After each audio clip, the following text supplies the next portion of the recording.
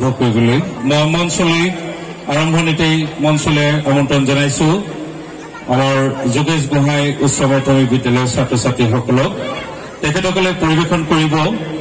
এটি সমবেত সংগীত এই সমবেত সংগীতৰ গীতৰ কথা ধেমাজি বালিকা উচ্চতৰ মাধ্যমিক বিদ্যালয়ৰ প্ৰাক্তন অধ্যক্ষা শ্ৰীযুতা বিনীতা গাৰুডিয়া বাইদেউ আৰু সুৰ আৰু পৰিচালনাত আছে শিল্পী ৰাজেন গোহাঁই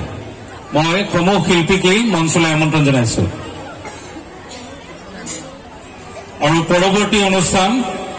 বিবেকানন্দ কেন্দ্ৰ বিদ্যালয় ভাৰত নাট্য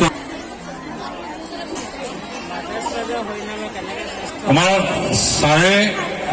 ছাৰে চাগে ক'লে যে সময়ৰ কথাটো